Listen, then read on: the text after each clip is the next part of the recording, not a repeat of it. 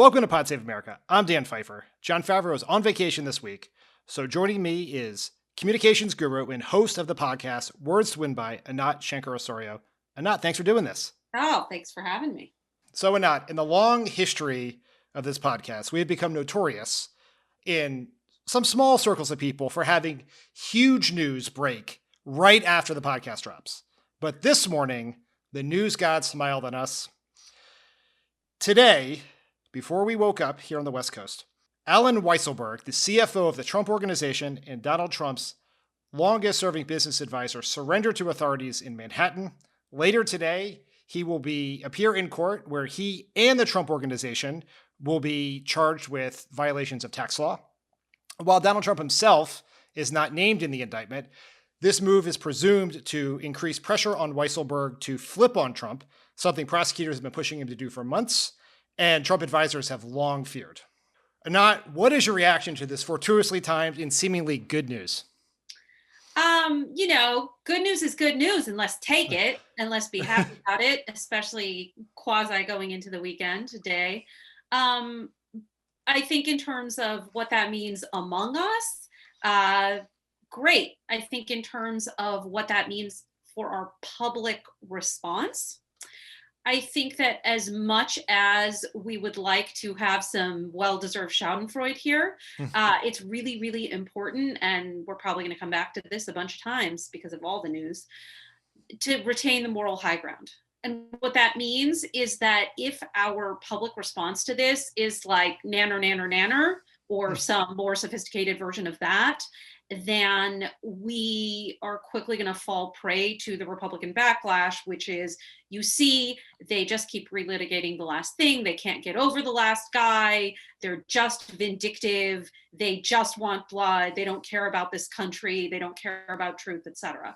And so what we need to do is we need to frame this as it is, which is a win for truth, a win for integrity, a win for transparency, and a win for a country in which no matter what you look like, what's in your wallet, or what position you hold, the laws apply equally to all of us. So are you saying that I should cancel the confetti cannon and tell the crooked media merch folks to put a stop on the order for convict Trump champagne flutes that they're planning on selling later today? I guess I'm telling you that it depends on your theory of change. If your theory of change is permanent, lucrative sort of money coming in for crooked, then I definitely see the champagne flutes being a big seller. If your theory of change is that we're supposed to equip our choir with the songbook that they're supposed to then repeat to the congregation, then I would have to put a pause. Okay, that seems fair. Now, Donald Trump seems to be on the same page as you because, according to Politico Playbook this morning, and I swear I'm not making this up, Trump apparently thinks these criminal charges are a boon for his potential 2024 campaign. He reportedly told his aides, just wait until 2024, you'll see, this is going to hurt Sleepy Joe.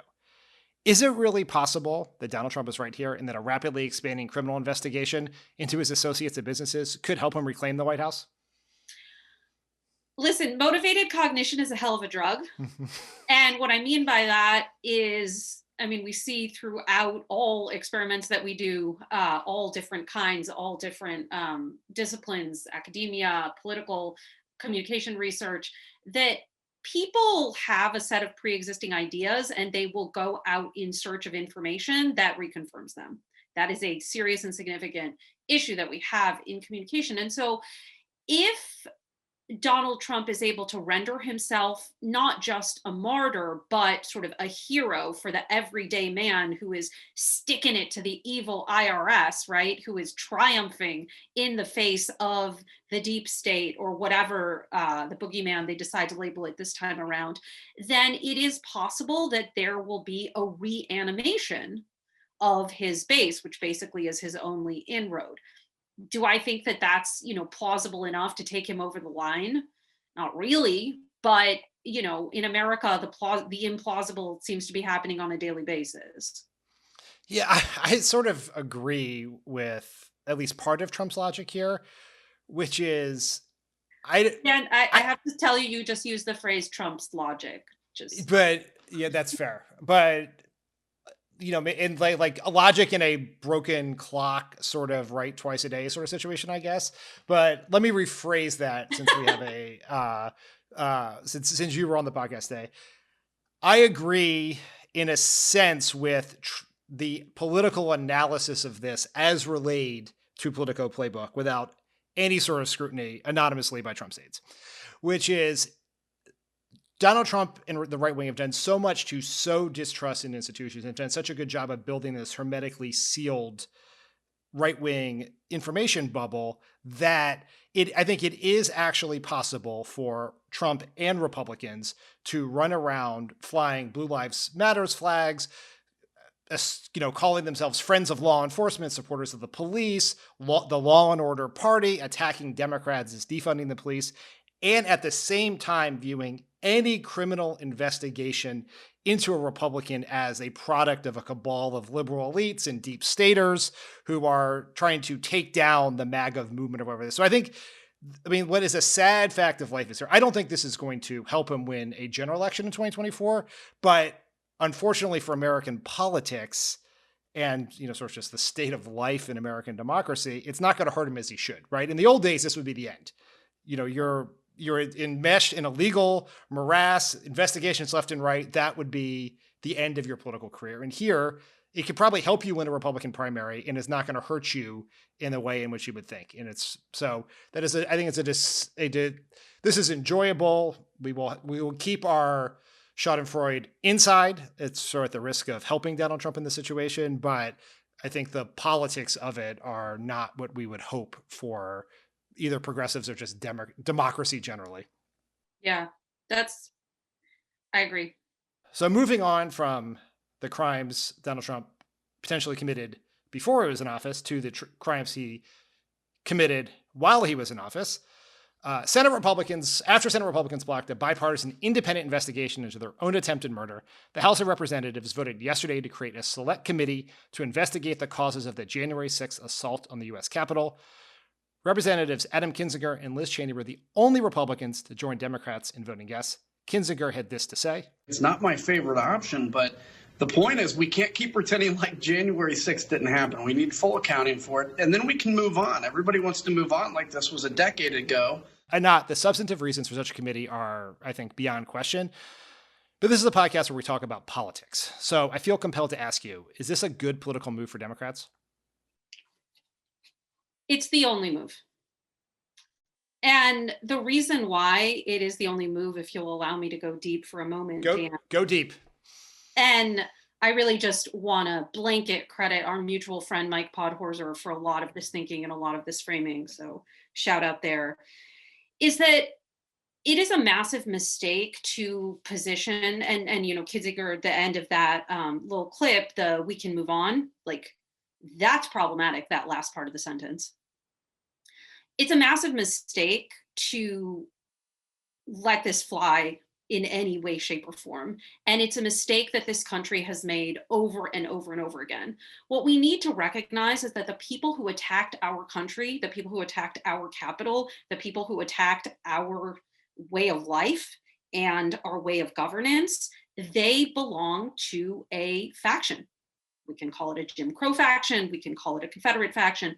It's a faction. And as James Madison defined it, a faction is a small group of people, a minority that is intent, who are united and actuated by some common impulse of passion or of interest adverse to the rights of other citizens or to the permanent and aggregate interests of the community. This is what Madison was writing about in the Federalist Papers that he feared. And we have had this faction as a facet of our history from the founding of this country. This is a faction that, of course, refused to join the United States until they were assured that they could enslave other human beings. This was a faction that nullified laws that they rejected. This is the faction that more recently refused to grant that President Barack Obama was actually a United States citizen, American born. This is a ethos and an idea that has been part and parcel of this country since its founding. And at every turn, we have not vanquished it. At every turn, we have not identified it. And if we do not understand that today's big lie, the big lie that the will of the people should be vacated, because of course we had the temerity to let Black and brown and young and new Americans vote, is simply the latest iteration of the overarching big lie.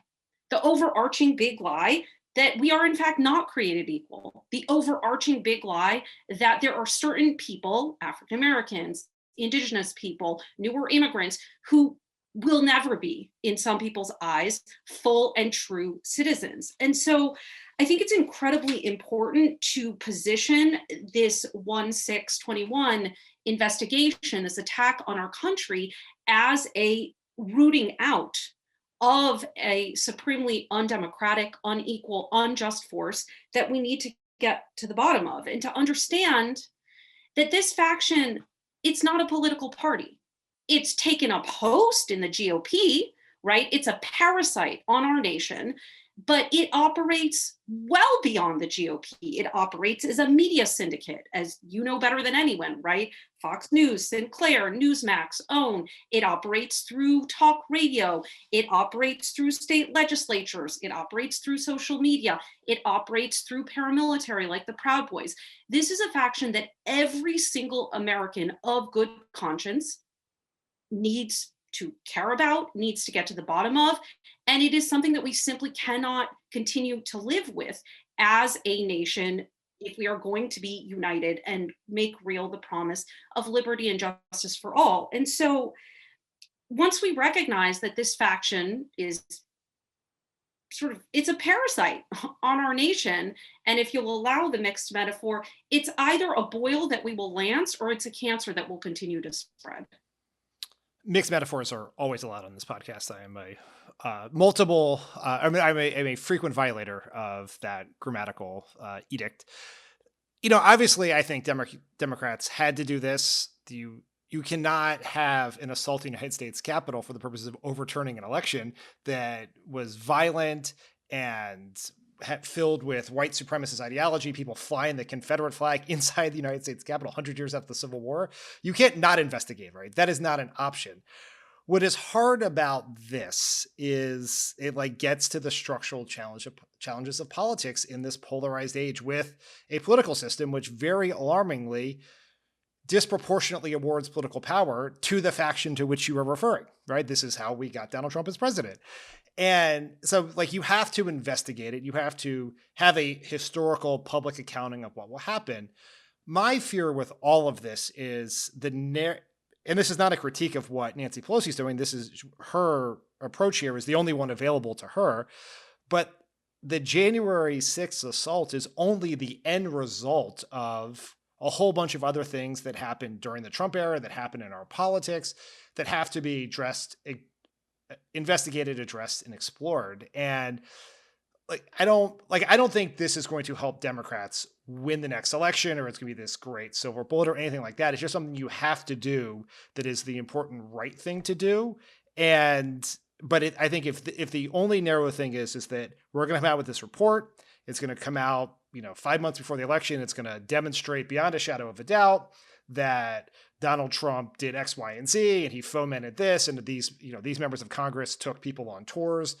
That's like a micro level accounting. What we really need is what you're talking about, which is a macro level accounting of how this faction gains so much power in our society, when I think naive hope is that they would be sort of fading into the sunset as opposed to rising in this moment in time, if that makes sense. It does. I think I'm going to take issue with one thing that you said, and then I'm going to offer I agree with you that I don't think this is like the campaign slogan for 2022. I don't think this is like the banner thing. I think the campaign slogan and the banner thing for 2022, which we may or may not get to, is about what Democrats are delivering and about making people's lives better. And that is not this. I think that the issue with calling anything polarization, I mean, it's a little bit like the fact that when we learned about the Civil War, right, we learned about it as a war between North and South, which it very much wasn't. It was a war between a seditious faction and the United States. Who won the Civil War? Not the North. The United States won the Civil War, right? And so what happens when we say polarization is the same as when we learned that, the North battled the South. And that's the best of it, right? That's if you learned that version of it. Some people learned it as the War of Northern Aggression.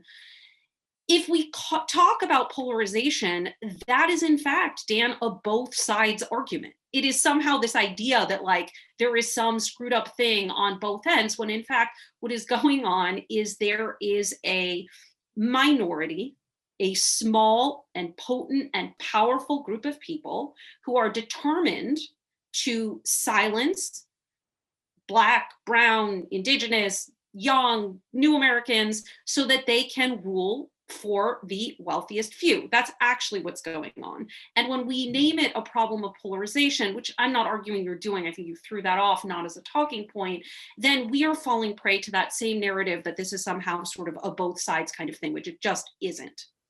Yeah, that is a very important flag, and I should have used my asymmetric polarization explainer with that. You're 100% right. This is not a both sides problem. This is a one side's problem, and that one side is in a war of aggression, partisan and sometimes violent aggression against the United States as it stands. The idea, the democracy, the laws, all of the above. The point, I think, of this of the polarization of my mention of my mistaken, if you will, mention of polarization is that we have to recognize the persuasive, the limits of truly factual persuasion on some elements of that minority. Yeah, completely. And that's why, and I'm gonna, go out of here on like, I probably already am out on a limb, right? I took you out on a limb, I'm gonna take you farther. I think that the fixation, the understandable fixation that we keep having with, only X number of Republicans voted for X for this idea, or this many Republicans are doing this, or only Liz Cheney, or, this constant reaffirmation of partisanship, this constant reaffirmation that this is sort of a Democrat-Republican thing, I think that that's a mistake.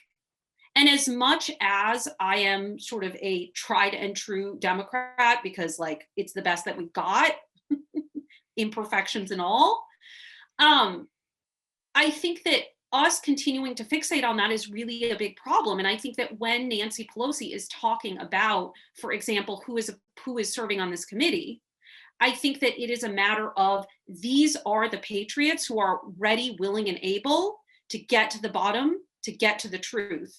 We offered representatives of this country the opportunity to demonstrate their patriotism, to demonstrate their commitment to truth, to demonstrate their belief that all of us are created equal and that we believe in a peaceful, orderly transfer of power. And these are the folks who took us up on it.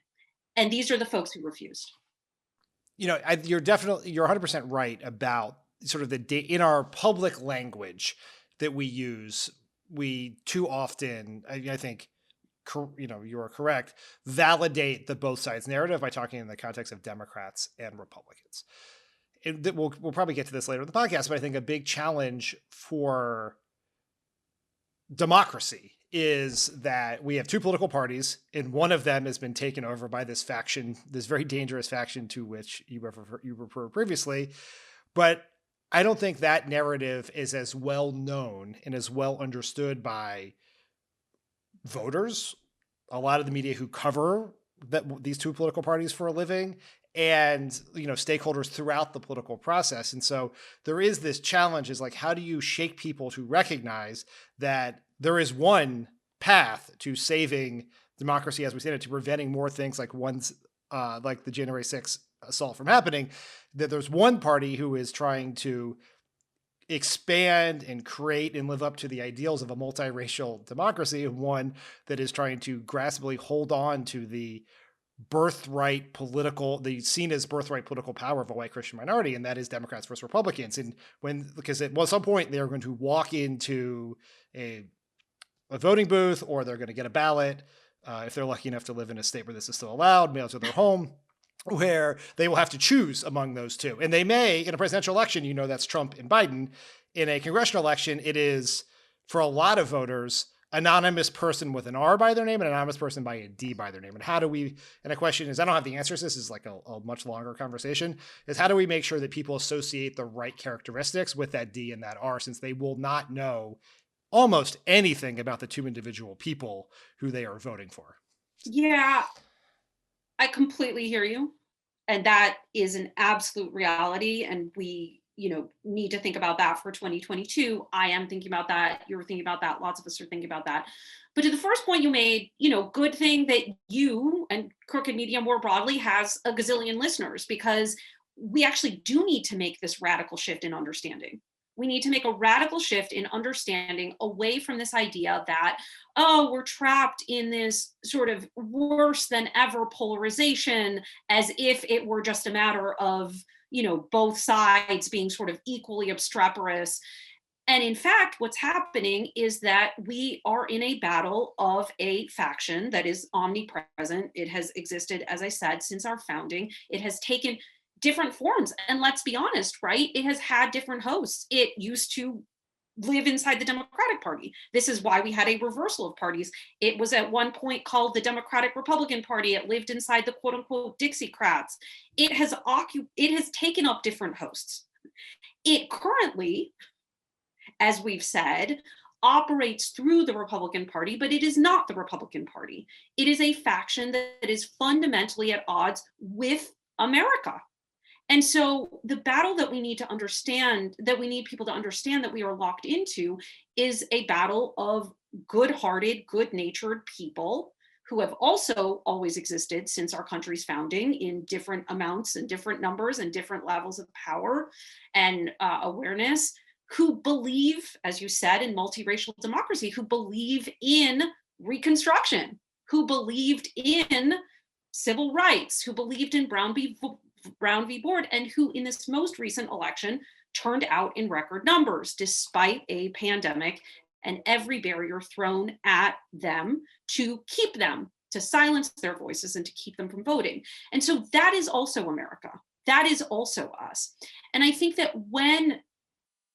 obviously there's a million different interpretations, but one interpretation of what happened in 2020 is that people turned out in record numbers because they got it, right? They got that there was this supremely, problematic is not a strong enough word, but there was this extremely, let's call it demonic force that was just encapsulated and embodied in the figure of Trump, but obviously is bigger than Trump, precedes Trump, we wouldn't have had a Trump were this not sort of a bigger part and a reality of who we are as a nation and, our history and everything that's happened over time. And so if people do not understand that it really does go beyond DNR, it really does go beyond I'm team red and I'm team blue, which is a big part of what animates political participation. We know, right? It's tribalism, and that's a big problem that we've got.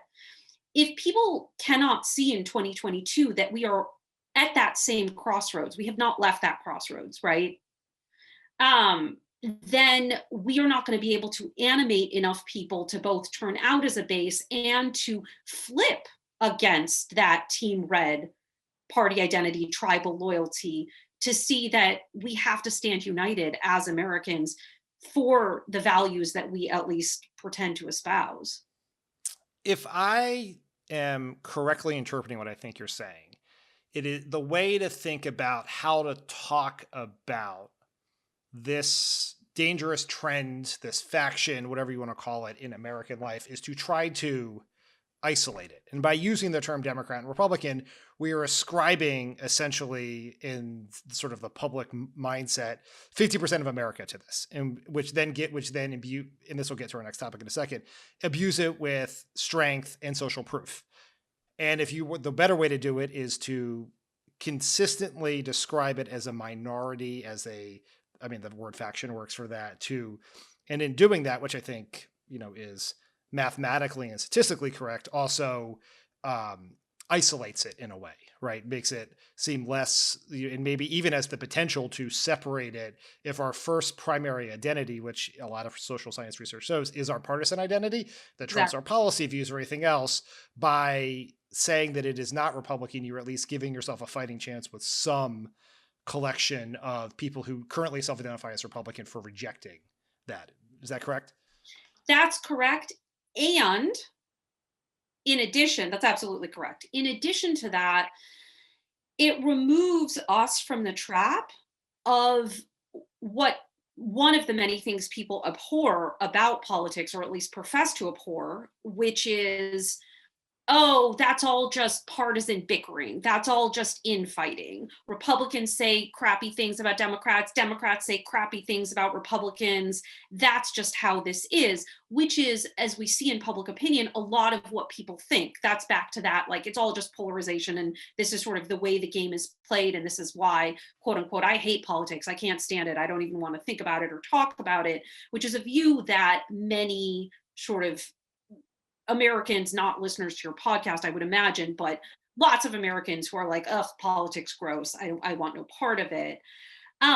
We have to get away from that, because even though that is in fact not true, and that is not in fact sort of the way that things are operating, when we also put things in partisan terms, rather than being Americans united against this faction that is just sort of supremely against every one of our ideals. And yes, in political terms, we have to defeat it by turning out and voting against the people with the R against their next to their name.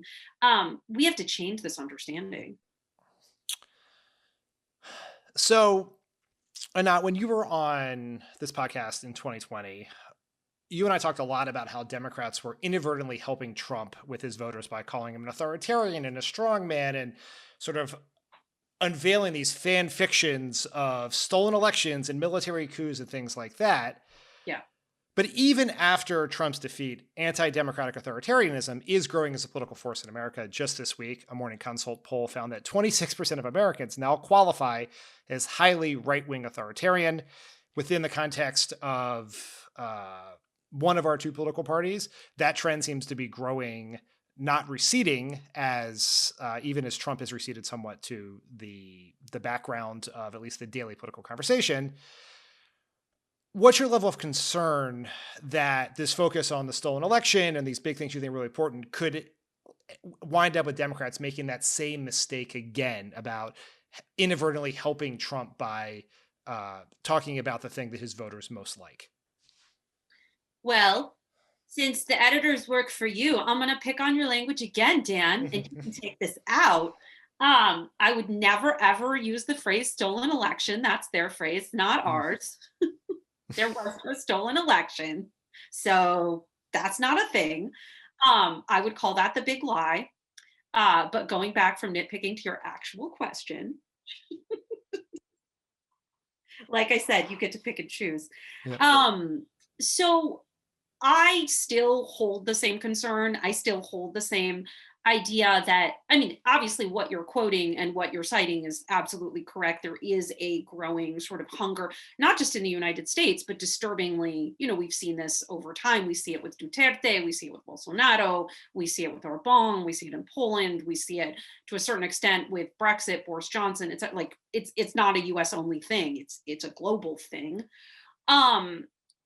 Still, in terms of public messaging, not in terms of like academic descriptors of what is happening in the world, but in terms of strategic communications, labeling what the right wing is doing as authoritarianism still does have that same problem of the cynicism. And what I mean by that is that what we often see in the research that we do is that, broadly speaking, our opposition is not the opposition, it's cynicism. It's not that people don't think our ideas are right, it's that they don't think our ideas are possible. So why bother?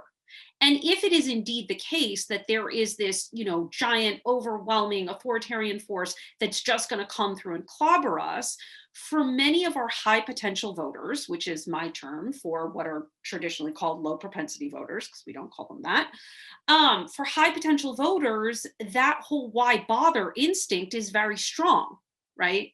Because we need to remember that in every single election, there are actually three candidates. There's ours, there's theirs, and there's stay at home. And stay at home has the literal home team advantage because the person's at home. So when we're thinking about how do we mobilize people for something, how do we get people to believe that this is worth, in some of these states intentionally, standing in epic and endless lines and having to endure a poll watcher army and any measure of indignities and horrors that people are being intentionally subjected to by these right-wing lawmakers who want to silence people's voices. They have to feel like it's a fight that's worth participating in, which means it has to feel like it's a fight that is winnable. Most people do not want to sign up for a lost cause.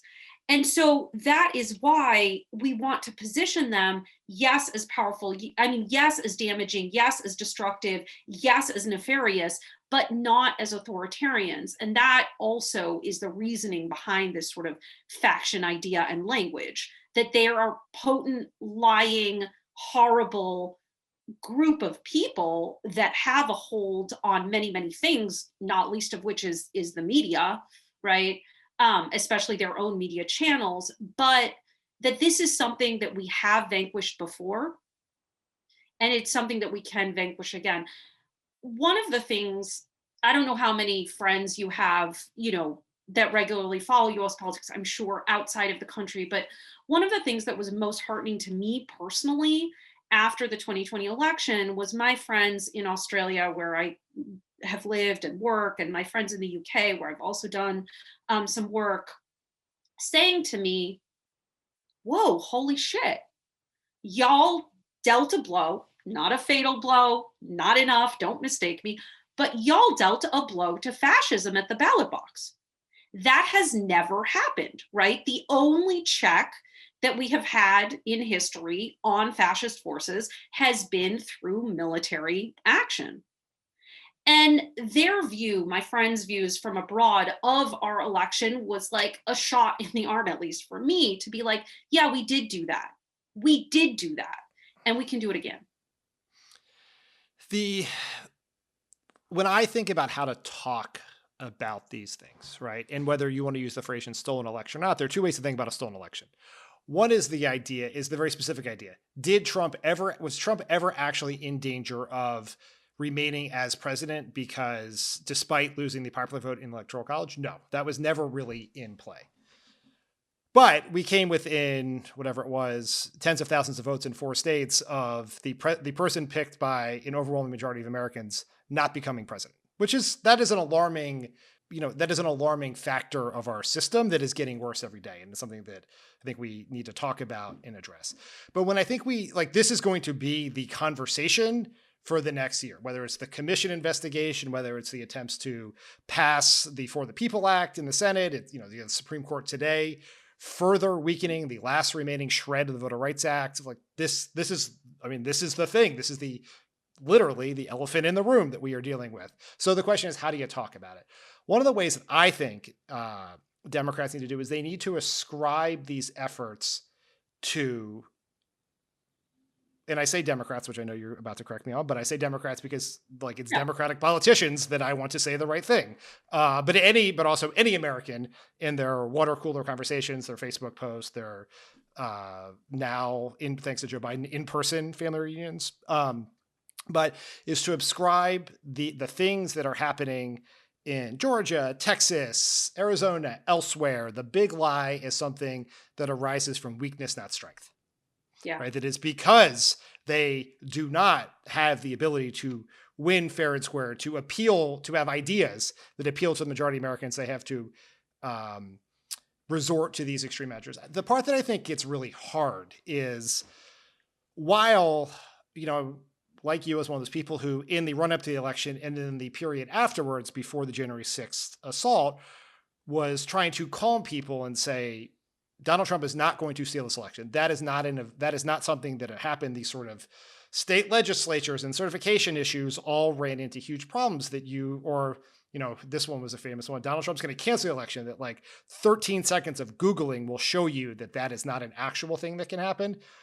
But I do think the threat of an actual subversion of the election results is much greater in 2024 if Republicans take the House.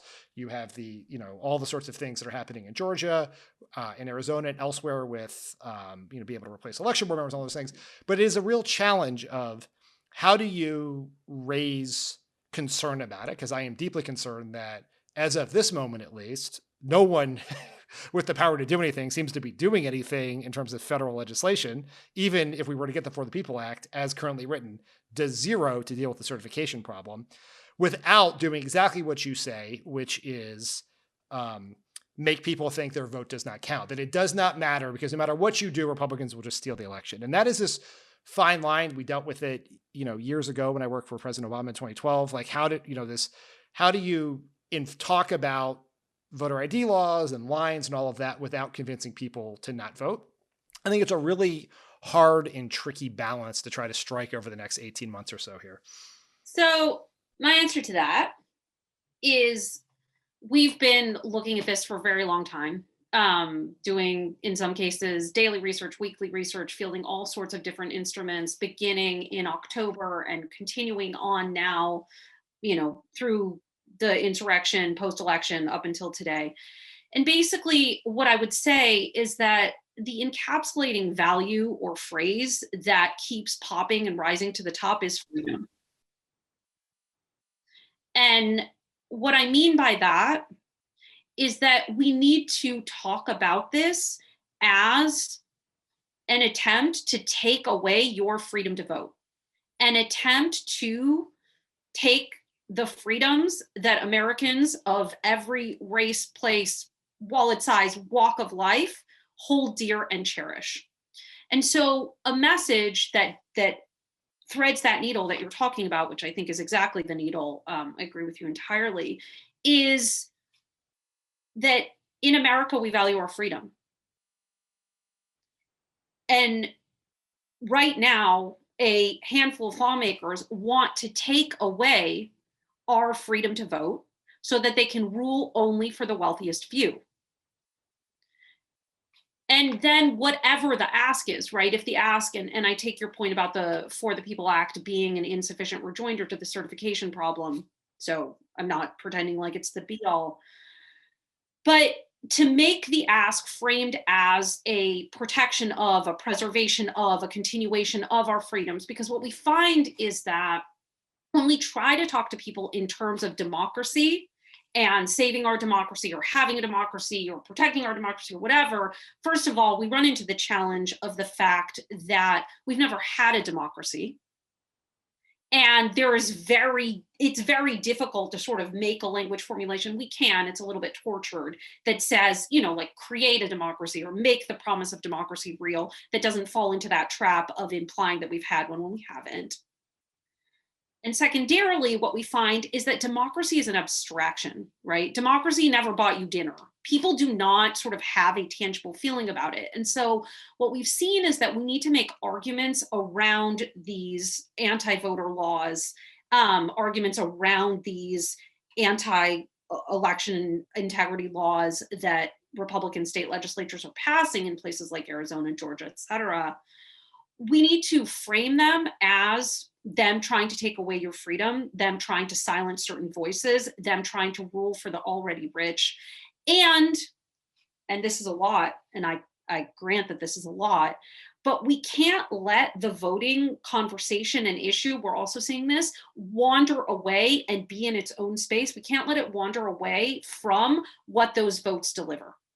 So what I mean by that is, in America, we value our freedom, the freedom to raise our voices and to cast our votes so that we can elect leaders who deliver on our priorities, from creating jobs to expanding healthcare to ensuring rights for all. But today, a handful of lawmakers want to take away those freedoms so they can rule only for the already wealthy and powerful few.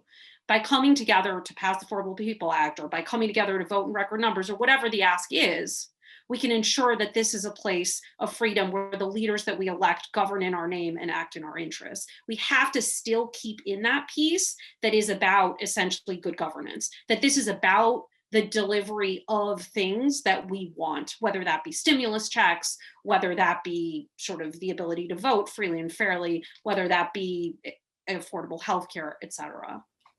I want to put a spotlight on something you just said, because it is the absolute most important thing that anyone who is listening to this podcast, who works in politics or talks about politics with people in their lives, is you have to explain who benefits from these laws, these things. And it can't just be politicians, because people naturally assume that politicians will do things to keep themselves in power.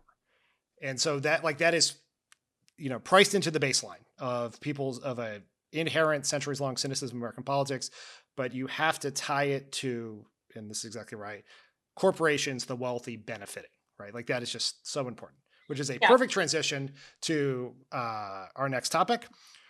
Earlier this week, Axios laid out the GOP's supposed blueprint for 2022. According to the report, Republicans plan to win back the House by pushing the narrative that, quote, Biden Democrats are soft on crime, soft and ineffective on illegal immigration, and reckless and wrong about government spending. This blueprint is already being put to use. Trump and Texas Governor Greg Abbott visited the border yesterday to stoke fears and spread a bunch of racist and inflammatory bullshit. Anat, what do you think of this strategy? Is it surprising? Does it give you concerns? I don't remember who said this, so I feel badly not being able to credit, but you'll never go bankrupt betting on racism as a strategy from the right wing. So does it surprise me? It surprises me precisely 0%. For all of the reasons that I raised earlier. They have one strategy. They have always had one strategy. It was sort of raised up and articulated in Nixon's quote unquote Southern strategy, which is, it's the oldest trick in the book, right? Machiavelli wrote about it. It's called divide and conquer. Anytime you want to try to win from a minority position, meaning a position that the minority of people actually espouse and hold, you have to create a scapegoat. You have to create some sort of other of them, because there is no quicker route to the construction of an us than the manufacture of a them. And so if the answer is that Democrats are aiding and abetting, enabling, quote unquote, inner city crime, which of course is code for Black people, or, helping new immigrants, which of course is just code for brown people. When people say new immigrants, I don't think they're envisioning Swedish backpackers who overstay their visa, right? And even though immigrant is a dog whistle, even though inner city crime is a dog whistle, even though law and order is a dog whistle, right? It doesn't name race. It does not say the name of a race. It's racially coded. This is work that, of course, Heather McGhee, Ian Haney Lopez have spelled out over and over and over again.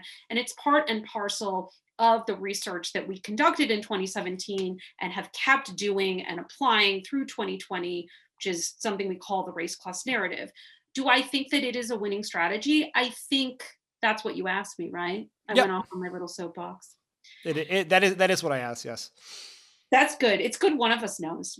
To be fair, I had to look at my sheet to know for sure, but yes. And to be fair, I don't have your sheet. Yeah.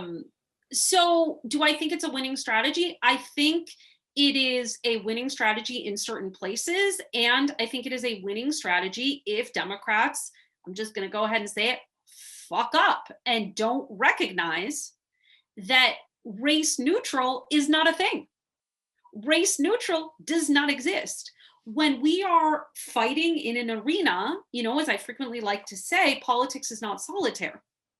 And so we need to recognize that our messages are not heard in a vacuum. Sometimes it just makes me laugh when people will, on the phone with me or whatever, they'll be like, why don't Democrats say this? Why don't Democrats say that? And I just really want to stare at them and say, do you actually think people's opinions about Democrats are formulated out of what Democrats say? Is that really where you think that idea comes from? I mean, wouldn't that be nice, Dan? Wouldn't it be great if the public's formulation of what Democrats are and believe and stand for actually emerged out of what Democrats say? Our lives would be so much better. We would be sipping Mai Tai somewhere. But I would be so happy if we were just in a world where people actually heard the things Democrats said, because we weren't being drowned out by a right-wing media machine and Facebook, et cetera. That would be a huge victory. We just get to that starting point, it would be good. Yeah, if they heard it, if that was the basis upon which they made their judgment about who Democrats are and what they stand for, that would be beautiful. But it is not. And so we need to recognize that in every one of these races, regardless of who the person running is, they're going to be lobbed with charges of socialism. They're going to be lobbed with charges of wanting to defund the police. They're going to be lobbed with charges of, law not being for law and order and for handing out free money and, I don't even know what to quote unquote illegals, as the right wing will say. And so if we don't have a rejoinder to that, if we don't have a way of talking principally about race, then what happens is that the only messaging that voters that could go either way are going to hear is race baiting from the right. It's not like the conversation about race is just going to go away, because we don't get to pick that, because we don't get to decide the entirety of the conversation. And so it is incumbent upon us, and it is incumbent upon our candidates, to be able to do what you just said, which I call ascribe motivation. To explain to people not just what the other side is saying, and certainly never to repeat what the other side is saying in a fruitless effort to debunk it, because that does not work, but rather to highlight the fact that they are, for example, shaming and blaming people of color, or trying to divide us by race and by place, hoping we'll look the other way, hoping to distract us from their failures to contain and deal with this pandemic, which Democrats came in and did, hoping we'll look the other way and not notice that they voted against the rescue plan and the stimulus checks that we needed to get care, to pay off bills, to be able to buy our kid an ice cream cone, or whatever folks did with that stimulus check. We need to come over and over and over again back to that ascribing motivation for why it is that they're doing and saying what they're doing, not run away from it. So as Republicans are trying to scare voters into voting for them, Democrats are taking a different approach, celebrating the Biden administration bringing the country out of the pandemic and restoring the economy. On Tuesday, the DNC put out a new television ad. Let's take a listen. In America, the coronavirus has changed life as we know it across America. This is truly an unprecedented situation. July 4th, the American holiday, a celebration of freedom. And this year, there's more to celebrate. The freedom to hug a grandchild, to see a baseball game in person, to come back together again. America, leading the world out of a global pandemic with honesty and compassion. America's journey continues through fireworks and parades to build a better future, a future that only we, the people, can make together. America, we're coming back. The Democratic National Committee is responsible for the content of this advertising. In addition to that ad, the DNC has ice cream trucks touring the East Coast bearing the message, shots in arms, checks in banks, jobs coming back, and scoops in hand. I'm assuming the scoop part is specific just to this ice cream truck and will not be in ads in the fall of 2022. Anat, do you think Democrats can really run on economic and pandemic progress when Republicans are throwing all this other bullshit against the wall? I think that it's a question of both and, right? So it's both about lifting up the achievements and accomplishments, and it's about that middle bit. And I say the middle bit because, as we've discussed before, order matters. It actually matters the order in which you construct your message, and the exact same message, the same 3 sentences, when we test it in one order and when we test it in another, it has a really, really different effect in terms of whether or not it's persuasive. So it's about first setting the positive context that yes, we can, yes, we did, this is all the stuff that we're delivering, this is the stuff that we're getting done, this is the beautiful tomorrow, etc. And then in the middle bit, the essential sort of shit sandwich or problem sandwich, it's calling out what the other side is saying and ascribing motivations. So for example, no matter what we look like or where we come from in America, we value our freedom. Or whether we're black, white, or brown, from a city or small town, north or south, most of us believe that people who work for a living ought to earn a living. And today, Democrats have delivered relief checks, they've delivered vaccines, they've delivered a better tomorrow alongside the voters that turned out in record numbers. The thing that's really missing from that ad, I would say, is that we also need to remember that we have to start how we want to finish. That's true both in parenting and in politics.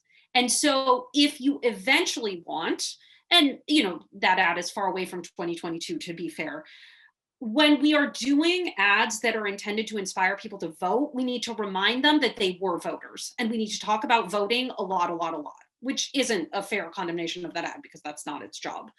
But we want to make sure that we imbue the listener with agency, that we make it not just that Democrats delivered this, but voters turning out in record numbers to elect leaders did this.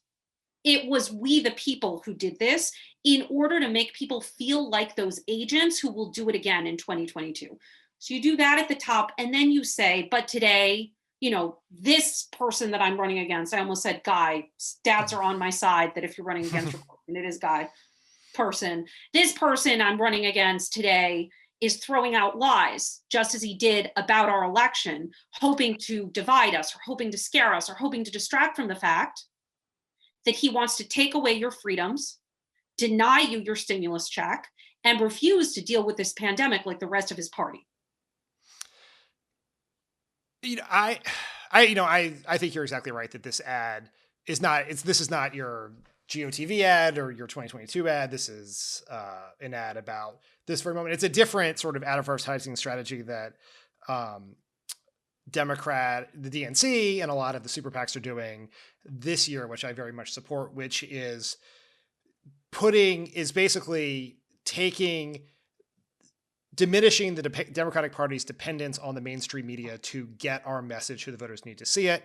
It's basically, I've always believed that, particularly in recent years, Democrats have a huge last mile problem where because of the constrained reach of and sort of things, some of the topical biases of the mainstream media, the things we want them to know are the things they are least likely to see if we depend on the New York Times or local news or et cetera to show it to them. So you kind of got to throw money at it. And so you want people to know that July 4th is going to be a different sort of thing. And it's because of these things that Joe Biden and Democrats did. Then this is one way to do that. I think you're 100% right that a huge part of this is, as you get closer to the election, is pushing agency down to the individual level. You did this, and you're responsible for making sure it doesn't get undone or overturned or whatever is. And that is, a core part of Obama's message. It was Bernie Sanders, there's not me, us, all like that. That needs to be a part of it. I don't think this is sort of a press gimmick, but the DNC is also going to have planes flying banners across beaches in battleground states that say thanks to Joe Biden and Democrats. And it's really like, thank you voter, thank you the majority of Americans who came together in a pandemic and stepped up to to defeat what was before us or whatever that is. The thing that I sort of wrestle with here is doing popular things successfully that people want and delivering is like table stakes. It's not enough, right? And I think how a big challenge for Democrats to figure out is, how do we avoid complacency? How do we keep people who voted for Joe Biden over Donald Trump, but tell focus groups and polls now that they are very open to voting for generic Republican over generic Democrat? How do we convince people that what motivated them to step up in 2020 is still here right now? That, a phrase I've used recently is, the fire is contained briefly, but not out. And so you cannot step back. You cannot default to what you used to do, either to how you used to vote or how you used to not vote. So I think that's this big challenge, is that I don't think simply gratitude is not going to be enough to overcome the structural impediments for Democrats in this midterm. We're going to have to really figure out how do we play on other emotions to get that done. Yeah. And I think that both brings us back to the earlier conversation around this notion of a faction that is still very much alive and present and has taken a post in the GOP, at least in large measure, and exists well beyond the GOP as it has forever and ever. And that is sort of still the clear and present danger and still the thing that we need to vanquish and get rid of. That I think that, first of all, doing that, and then I think the other piece of it, and it's funny, if I was storyboarding an ad right now, especially because what's top of mind for me, I think understandably you as well, I would guess, is mobilizing people, is mobilizing our base to actually be yelling bloody murder at all of these anti-voter decisions that are coming out of these states, and now most recently today out of the Supreme Court. And the fact that people are not as hot and bothered, right? That we don't have the number of people that we had sharing messages, sharing outrage, sharing action around count every vote that we had immediately after the election. And then voters decided, right? That was like our narrative move. It was GOTV messaging, it was count every vote, and then it was voters decided, and that was all very, very deliberate. The fact that we don't have more people up in arms screaming bloody murder about what's happening and sort of recognizing the danger. And of course, your listeners are like, what are you talking about? All of us are up in arms. And so I don't mean you. I mean your cousins and your Facebook friends and people you went to high school with and so on and so forth. I mean, the fact that this is not like, outrage every day, every headline, every moment, that is really, really scary to me. And I think that the way that we pull on those dual heartstrings is to say, for example, and I'm just making this up on the spot, but the freedom you feel, the play basketball with your friends, hang out on the porch and have beers, hug your grandchild, cash your stimulus check, pay off that bill, the freedom you feel. The 4th of July fireworks, the hanging out on the beach, that freedom you feel, the say what you want, express your voice, cast your vote, pick the leaders who will represent you and deliver, that freedom you feel, that's what they want to take away from you.